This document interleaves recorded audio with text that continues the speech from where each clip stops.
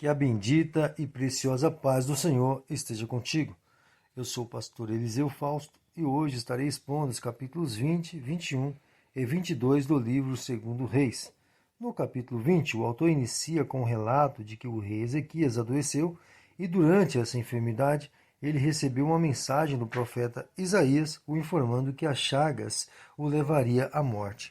Mas o rei, ao ter ouvido a mensagem do profeta, ficou muito entristecido e aos prantos orou ao Senhor, pedindo que levasse em consideração sua vida passada, onde sua dedicação era fidedigna a Deus. A resposta divina foi imediata, pois o profeta Isaías nem tinha deixado o palácio quando Deus o fez retornar até o rei e informá-lo que foi acrescentado mais 15 anos de vida. O rei Ezequias quis uma confirmação de que realmente seria curado e pediu um sinal ao profeta. Para que você entenda o sinal, vou te explicar o que eram esses degraus. Bom, como não havia relógio nesse período, o tempo era computado através da sombra do sol que cobria os degraus da escada construída justamente para esse fim, de modo que a cada degrau se passava um tempo determinado. Não sabemos qual era o tempo percorrido a cada degrau coberto pela sombra, mas o certo é que a cada degrau coberto pela sombra do sol se passava um certo tempo. Agora que você entendeu a questão das sombras sobre os degraus, deixa eu explicar o pedido do rei Ezequias. Como era normal o avanço da sombra sobre os degraus à medida que o sol se dirigia ao entardecer, Ezequias pediu o contrário.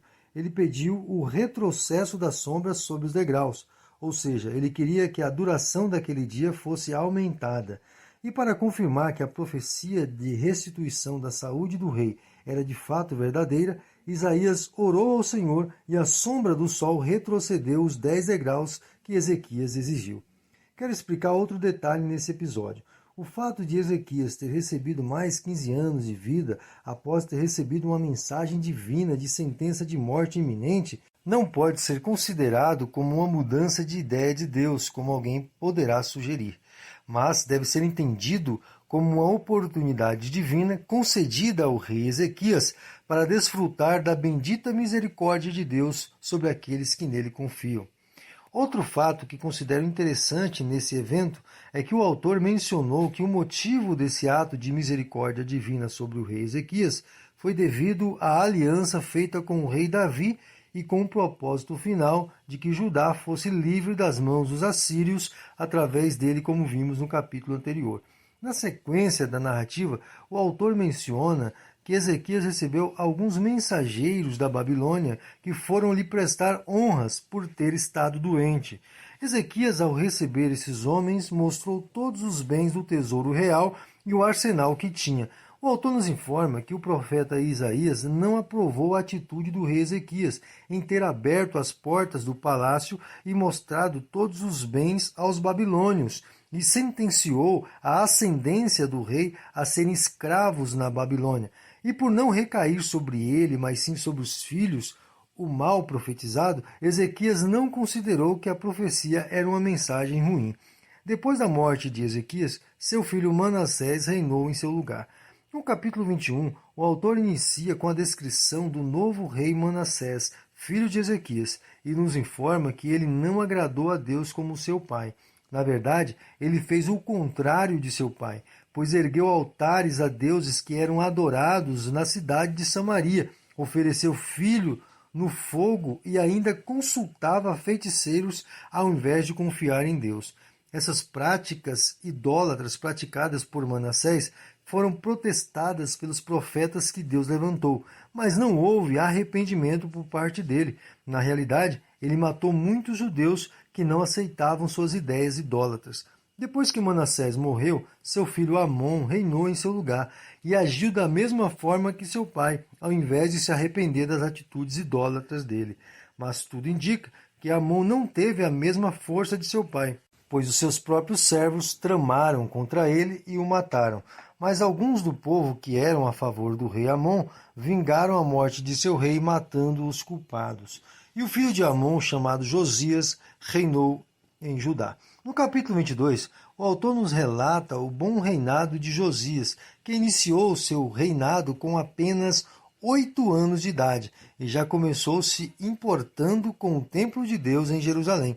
Essa preocupação do rei Josias pelo templo do Senhor em Jerusalém trouxe bênçãos para ele, pois o secretário enviado para cuidar dos detalhes a serem realizados no templo voltou para o rei com uma cópia da lei de Deus, que ao ouvir o que estava escrito, logo se entristeceu em saber o que estava para acontecer com a sua terra por causa da desobediência, e desejou saber sobre o que estaria acontecendo em seu reino, e para obter essa informação, enviou os sacerdotes, seus auxiliares, até uma profetisa chamada Hulda, e ela acalmou o coração do rei, o informando que o seu reinado seria livre das consequências do pecado do povo, por causa da postura de humildade dele, mas que a cidade seria destruída, pois a ira divina já havia sido determinada e a cidade não seria poupada. Porém, o rei Josias não sofreria nenhum mal durante o seu reinado, mas desceria à sepultura em paz e tranquilidade.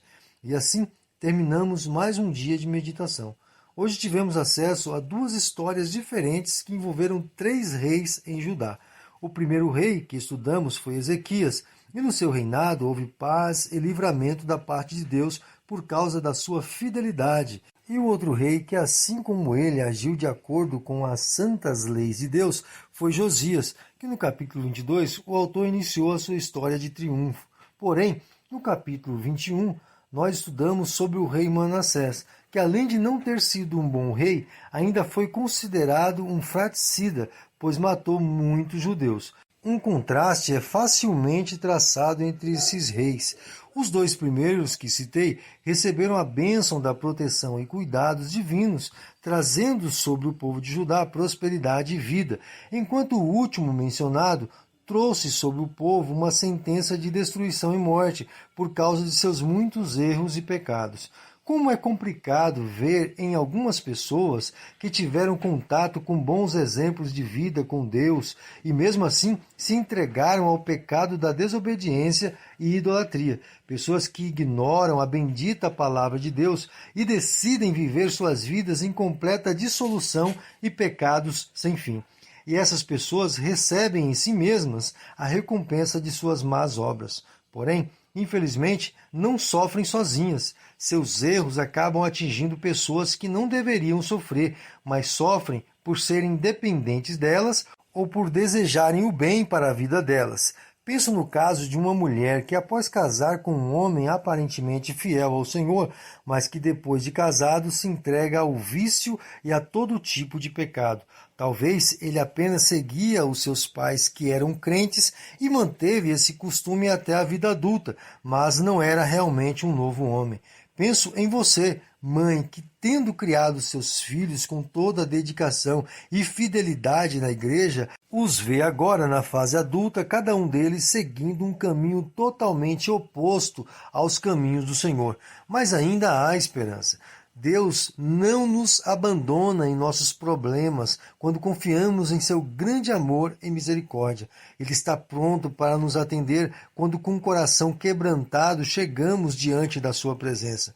Pois assim como o rei Ezequias, nós não sabemos qual é o real propósito de Deus com as provas que passamos. Quem sabe você estava tão longe dele que precisava passar por alguns anos no deserto para que seu prazer voltasse a ser a presença de Deus. Quem sabe estava demonstrando muito mais interesse pelas coisas desta vida que Deus precisou submeter você a algumas dificuldades para que seus olhares voltassem para ele novamente. Bom, com todas essas palavras, quero te conduzir ao entendimento mais real e verdadeiro que as Escrituras nos ensinam, a saber, Deus não nos abandonou ao acaso. Tudo que Ele permite que venha sobre nossas vidas segue um propósito definido por Ele, e tenha certeza, os propósitos dele alcançarão o fim que Ele determinou. Por esse motivo, minha oração é que você e eu estejamos cada vez mais cientes de nossa posição de servos e assim possamos nos achegar a Ele com toda a humildade e contrição, suplicando que sobre nossa vida sua bendita misericórdia seja constantemente estendida. Aqui eu finalizo, desejando estarmos juntos novamente, querendo Deus.